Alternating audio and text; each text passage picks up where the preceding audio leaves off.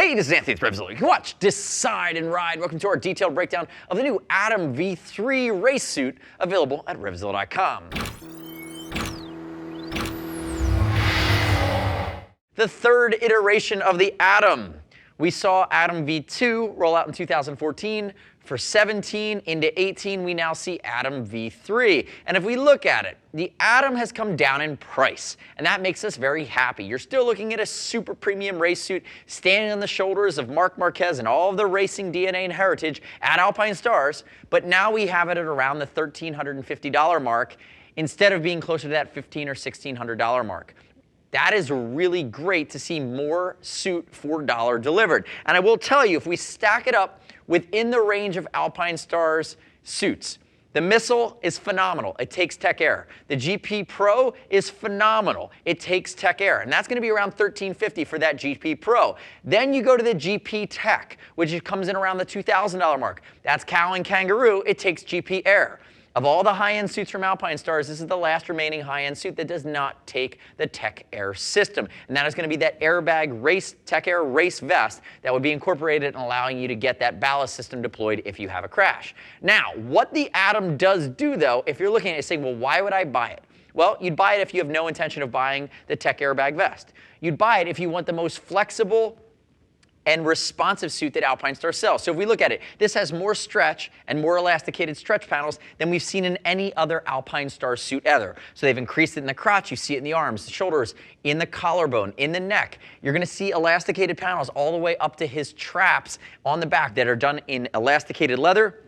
And even the back sides of the calves now are fully encapsulated in elasticated leather. So really the claim to fame on the Atem is really comfort and mobility. And I will tell you, they have changed a bunch of things versus Atem V3 to V2. You now have the new GP style DFS system, same off the race replica, in the shoulder and the knee. You have the replaceable elbow sliders that you get them on the GP Pro. You don't get the shoulders and knees on the GP Pro. But again, same thing that Marquez is using. And you're also having that AR shield. Again, big upgrades in the protection side to coincide with all of the mobility, and you're also getting CE Level 2 hip armor coming stock now on this premium super high-end suit from Alpinestars. But that would be the key reason that you'd home in on the Atem.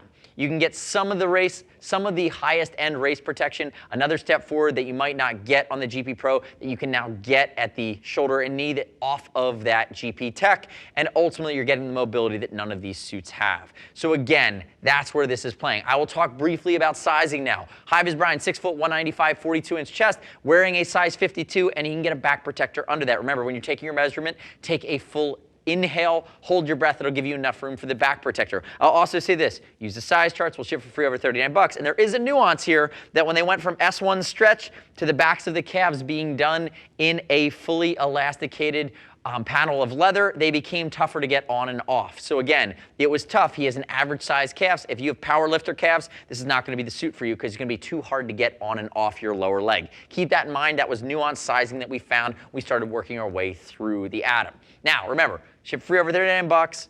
Use the size chart, like I said.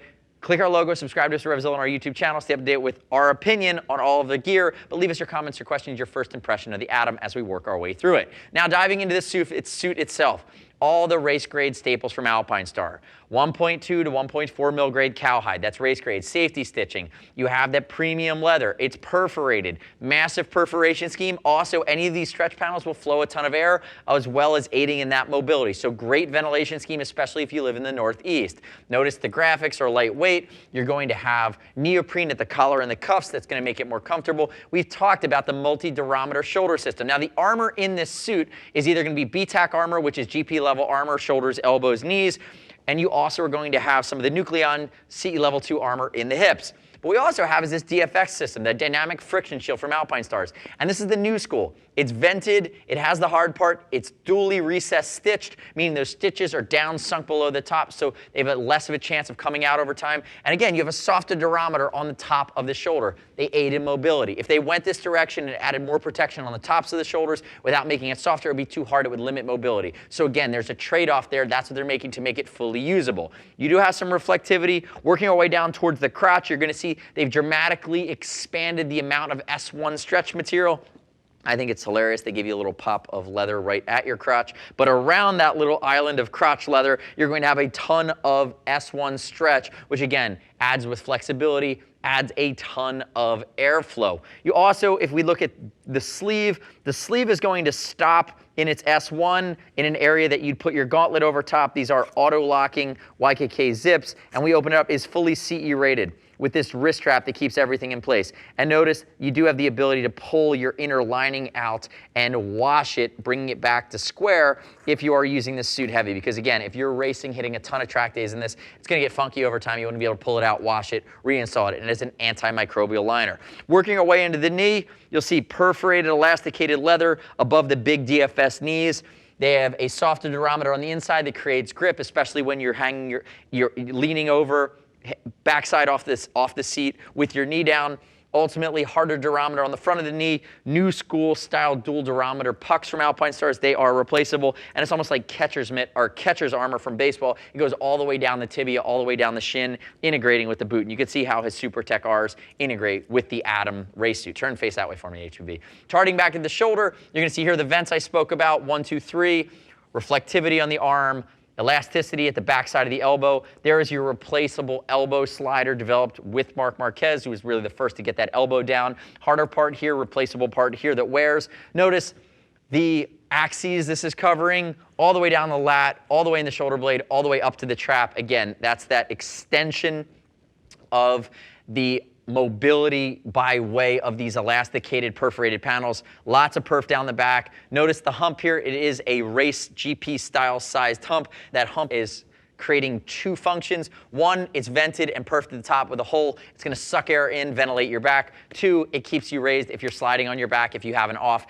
and it gives you another point of raise off the ground, allowing you to slide and stay safer. We talked about the hip armor that is Nucleon, that is going to come stock on these CE level 2, and working your way down the hip. Notice AR shield on the back of the knee and a high pressure point. Notice back of the knee is going to have a stretch panel that's lighter weight for allowing breathability.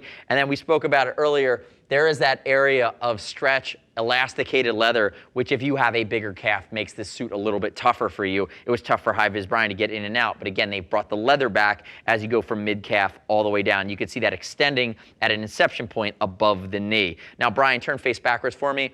Dual leather in the seat, which we expect, elastication at the small of the back in the yoke, and up towards the top in the collar, you're gonna see more S1 stretch with that neoprene extension, makes it low profile, lightweight, and again, aids in more airflow, not just with the hump, but even under the hump, getting the airflow in, cooling you off. Again, super aggressive. Note the integration with the boots at the bottom. This suit is really stealing a lot of that replica DNA without being kangaroo, one of the most high-end approaches on the market from Alpinestars. Come back around to the front.